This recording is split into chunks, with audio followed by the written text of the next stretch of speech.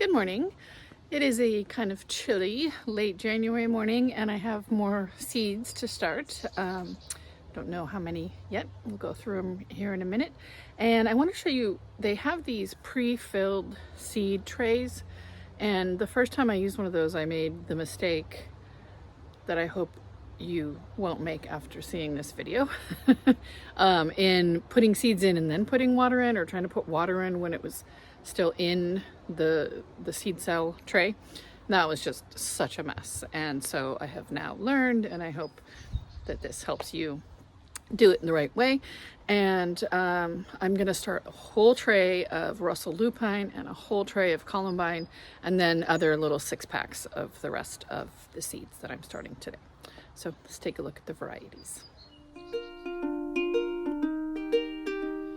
Okay, I've already written all my tags. I'm learning. Just decided to add columbine. So I've already started 6 packs of these, but I want more because I do have a large area that I want to fill these with. So it's the Columbine Seeds Tall Double Mix. This is Eden Brothers. And then Columbine Seeds Barlow Mix.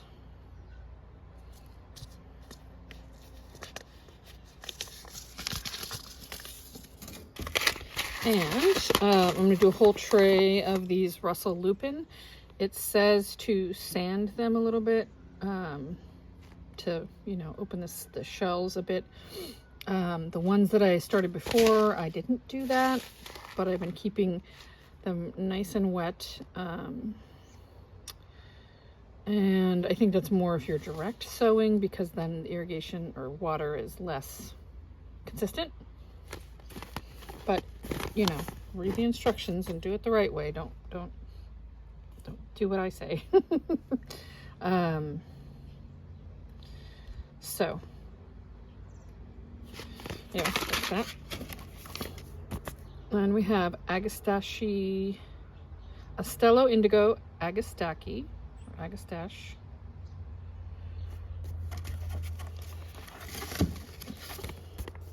Arcado Pink Agastache, or Agastache. 70 degrees, 70. So these ones I need to put on a heat mat. Gypsy White Improved Baby's Breath. Again, another warm, put that on a heat mat. Gypsy Deep Rose Baby's Breath. Heat mat. These are from Swallowtail Seeds, these ones, last 4. Swallowtail Gardens, rather. Then I have Firmament Chinese Forget-Me-Nots. And I got this a long time ago, and I tried to seed them, direct sow them. Didn't have any luck, so these may or may not go. So I'm going to go heavy, put more seeds per cell. Twizzle Blue Penstemon.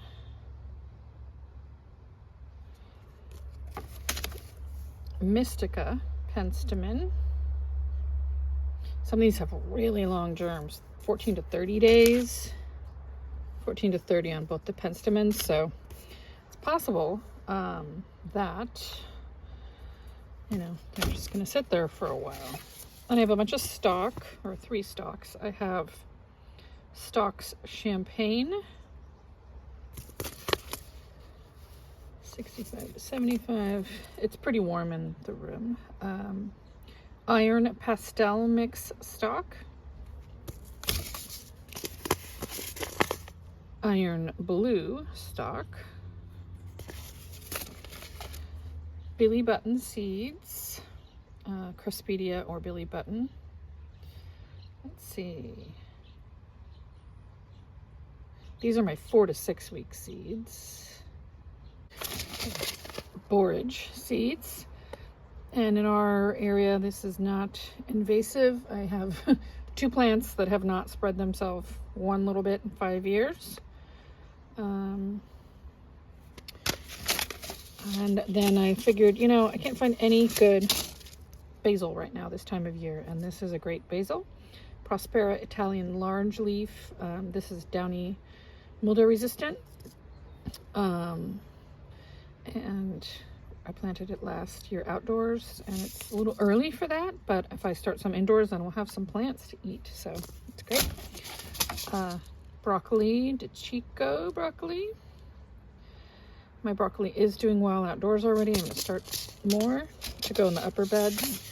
And then cilantro is another herb we eat a lot of, and I wanna start some of that to put in the upper veggie beds. So I like these larger seed pods. What are they called? Cells. I like the larger cells. I'm finding that it's easier to get the plants out of. I haven't tried paper pots or seed blocking. I just am not set up for that. Maybe next year, paper pots, we'll see. But these they don't come with a dome, but often the store will have domes right next to it. I had domes around, so I didn't need to buy any more. But the trick is, for these, they're pre-filled. It's great. Great for beginners, it says. But seed starting mix is so lightweight that if you just try to put water on this, it's gonna puff out. And here, I guess I better just try to show you. So this is the mistake I made the first time. Oh no, okay. So the first time I had these, I was like, oh, it's great for beginners, so great. I'm just gonna pre-moisten it because I heard you have to pre-moisten your soil. So I just went like this and I pre-moistened it.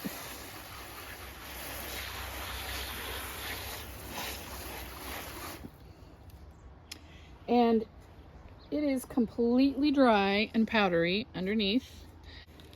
And it's not, the water is not going down into the cell. Even the ones that look like they might be, nope, it's completely dry. So you have to dump this out.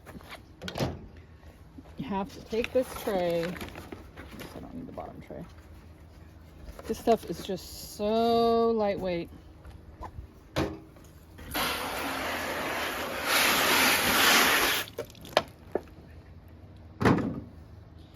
Gotta dump it out. Moisten it.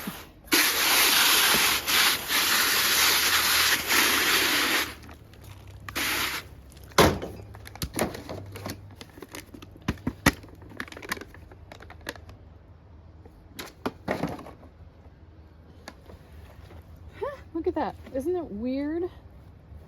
Look at this. The water, my hands are such a mess. Hang on. So there's water underneath there. See, the water's underneath it, but it's not mixing with the seed starting mix. So you have got to dump this out and get your hands into it. There's no other way. You will not have good success unless you completely moisten the soil. So you gotta just mix it. This stuff is so lightweight and weird. Water's just not going into it. So I don't love this seed starting mix that came with this kit because it's so hard to deal with. Okay, there we go. Now, this more better. This is more like it, but now it's over wet, so I'm gonna mix in some of my, just washing my hands up, so I got too much in here. Mix in some dry. They were out of the other brand that I usually use at the store, so I got this time. I think I usually use the black gold, but so this is too wet. This is too wet. See how there's water dripping out? Too wet. I got that way too wet. All right. It's because it was so fluffy and weird on top. So I'm just gonna keep mixing dry in until I get the right consistency.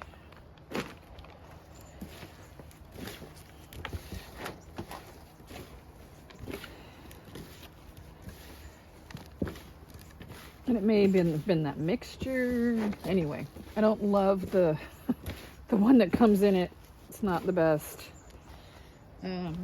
But you use it 1 year and then you have to buy seed starting mix anyway. Okay, I still got water. If you don't have room for a tidy tray, I didn't have one of these for many years, I would just mix it in a bucket. And then the other option is they sell kind of sheets that fold down that you can fold up, and it snaps at the corners and it creates a tray. So now we're not getting water dripping out. Now it's a good mix. I squeeze it, water doesn't come out, yet it holds together a little bit. There we go. That's perfect. That's pretty good.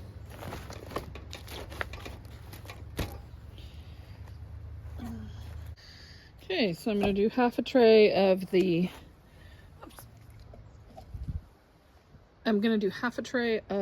Columbine Barlow mix and half of tray of the Columbine Tall Double. 9, of course. 1, 2, 3, 4, 5, 2. So it'll be all one here and all one there. 1, 2, 3, 4 and a half. Yeah. Barlow. Got it all wet, 1/4 inch deep. There's the Columbine seeds.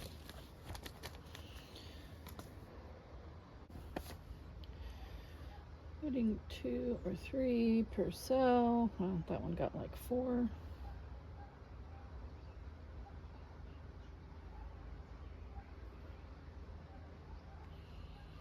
Cover them over.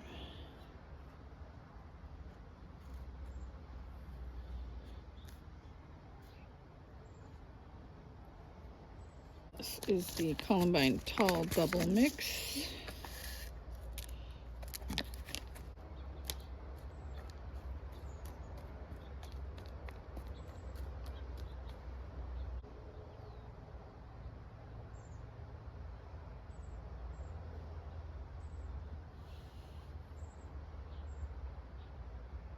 Them over, and I've been reading how to keep things from damping off, which is where it's a fungal issue in your soil. I had a whole tray of Cosmos damp off last year, which is really depressing, but then they were very easy to seed outdoors, so that worked out. But if you sprinkle some of them say to sprinkle vermiculite or sand over the top. So I'm just gonna start, as a rule, putting some vermiculite on top of things. See if it'll keep me from having any damping off issues, because it's a very humid room now. Okay.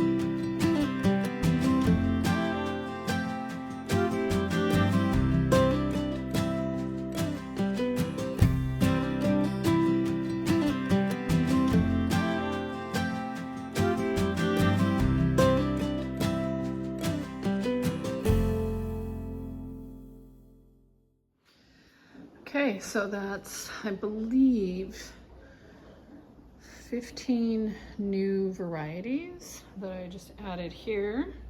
Some of them need to be on the heat mat, so here they are down on the heat mat. Others don't, so I just kind of dotted them through the other areas where I have things. And then I have a second or third shelf, I guess, over here. I have this one really low shelf, but the Lysianthus don't get very big. So, yikes, I just saw a fungus gnat crawl that way. They don't get very big very fast at all. So I think they're going to be fine there. So I have this extra overflow. New ones that need to be on the heat mat are on the heat mat. And the things that I started before, which, you know, the last seed starting push, these are straw flower, a bunch of different things. Here's the Russell lupin. See, I didn't sand it and it's doing okay. A whole tray of hollyhocks. Some didn't come up, so I reseeded those, but most of them have come up. And then things that I seeded a long time ago, or that are ready for to start being hardened off. I put out here, it's about 8 degrees cooler out here, just out of the sunroom that the pool is in. Still quite humid, still warm, but I have digitalis, cauliflower, echinacea, meadow sage, and the I've moved all of the snapdragons out here.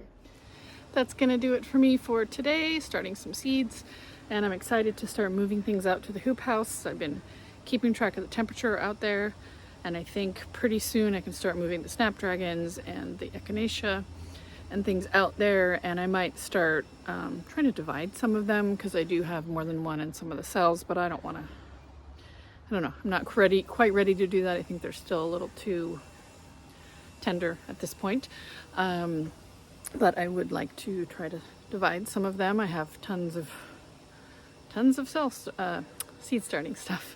Even the little the peat pots, and I could divide them into the peat pots, and then those you just go plant, so those are easy. But just wanted to get those last 15, I think, varieties started, and I'm excited to now have a third shelf set up in there, and I have enough room for everything to be in the warm, you know, sunroom under lights, so everything should do well. Should, fingers crossed. But I want to thank you for joining me, and I will catch up with you next time. Bye-bye.